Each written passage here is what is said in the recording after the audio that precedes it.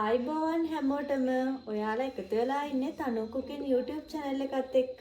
එන්නකො මාත් එක්ක අදත් රසම රස බත් එකක් හදන්න යන්න.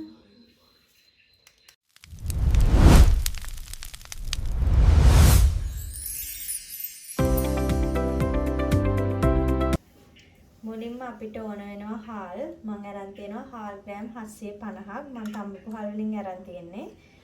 කරපිංචා ඉඟුරු කෑල්ලක් සාමාන්‍යයෙන් කෑලි දෙකක් සුදු ලුණු ගෙඩියක් මරන් තියෙනවා. ඒ වගේම ලුණු ටිකක්. ලුණු ලොකු ගෙඩියකින් භාගයක් විතර. එතකොට කහ කුඩු, අමු සෙලෙව්, මිරිස් කුඩු. මේ ටික තමයි අපිට ඕන වෙන්නේ. අපි දැන් හදමු. අපි මුලින්ම සුදු ලුණු ටිකයි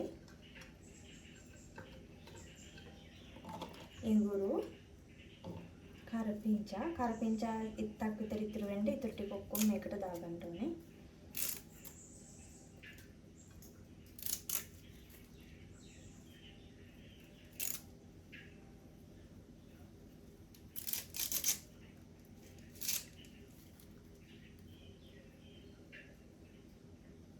ඊට පස්සේ මේ ටික ඔක්කොම එකට තලා ගන්න.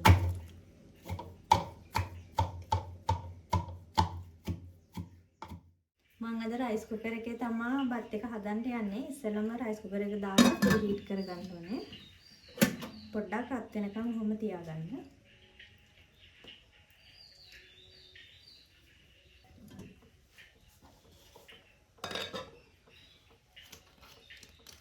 ටිකක් රත් වුණාට පස්සේ තෙල් ටිකක් දානවා.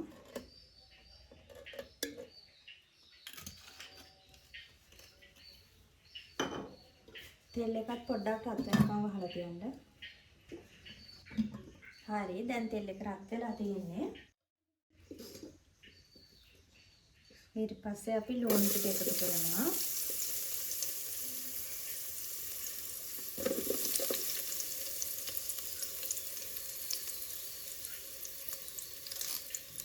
ඒ වගේම කරපිංචා ටිකක්.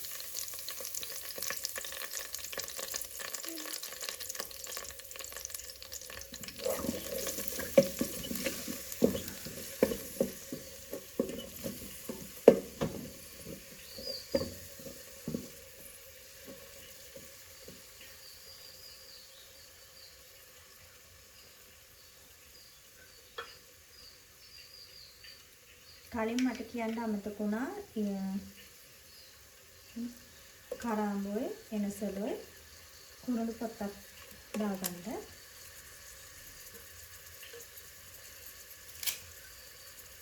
ඒ වගේම රම්පේ එකක් කඩලා දාගන්න. ටිකක් හොඳට කලවම් කරලා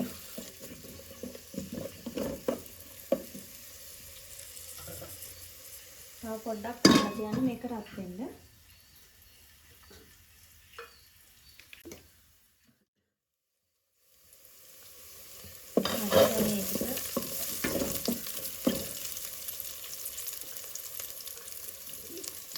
ඊට පස්සේ අපි කොටාගත්ත ඉඟුරු සුදු ලුණු කරපිංචා ඒ ටිකත් එකතු කරගන්නවා.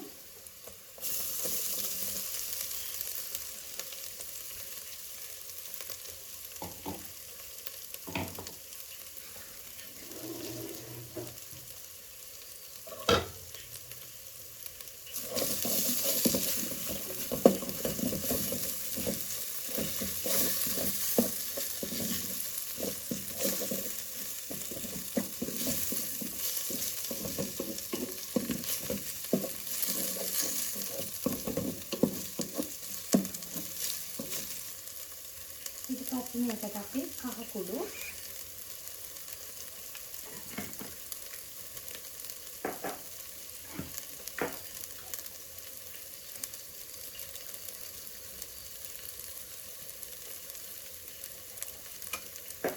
අමු සෙලව කුඩු ටික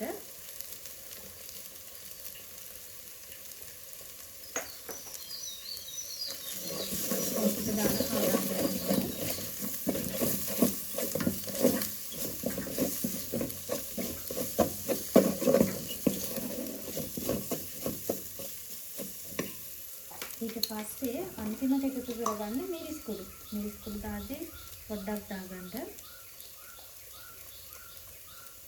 ගොඩක් දැම්මොත් මේක සැර වැඩි.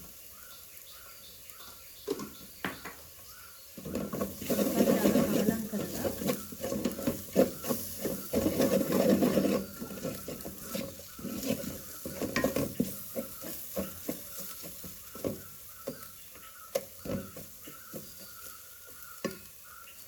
අපි හොදගත්ත හාල් ටික මේකට එකතු කරනවා.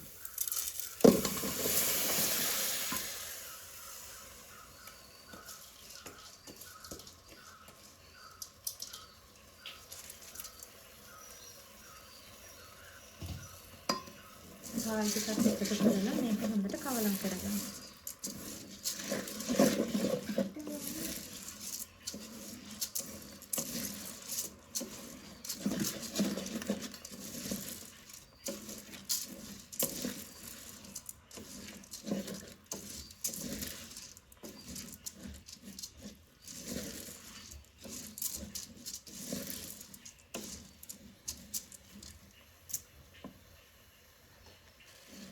අපි මේ ටික ඔක්කොම කලවම් කරගත්ත එකට වතුර එකතු කරගන්න ඕනේ. මම උණු වතුර තමයි එක් කරගන්නේ. මොකද මම මේක ඉක්මනට උයලා ඉවර කරගන්න ඕනේ.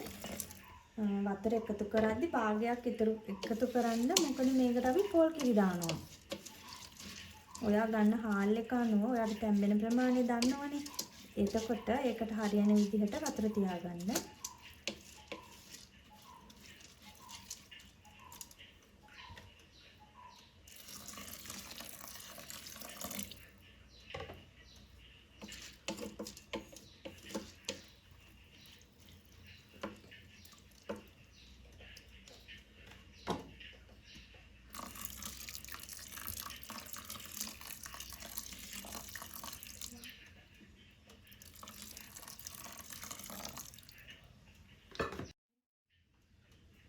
ඊට පස්සේ අපි ලුණු දානවා.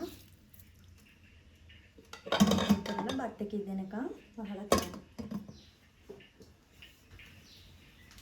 අපි දැන් බත් එක බලමු. බත් එක බාවට ඉදිලා තියෙන්නේ. තිබ්බ වතුර ටිකට හරියන්න බත් එක ඉදිලා. අපි වතුර අඩු වෙන්න මේකට තියන්න කිව්වේ. ඒ හින්දා අපි දැන් අපි පොල් ටික එකතු කරමු. පොල් කිරි ටික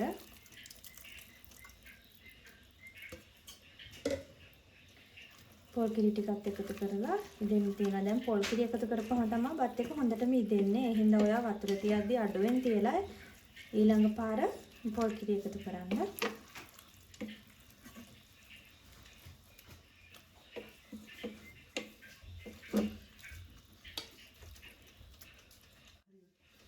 මේකට වහලා හොඳටම බත් එක ඉදෙනකන් තියලා තියන්න. අපේ බත් එක ඉදලා ඉවරයි. දැන් බලමු. දැන් අපේ බත් එක හොඳට ඉදලා තියෙනවා.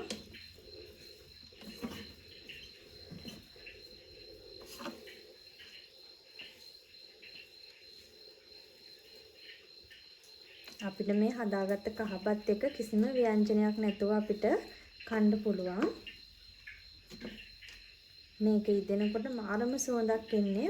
ඔයාලත් හදලා බලන්නකෝ.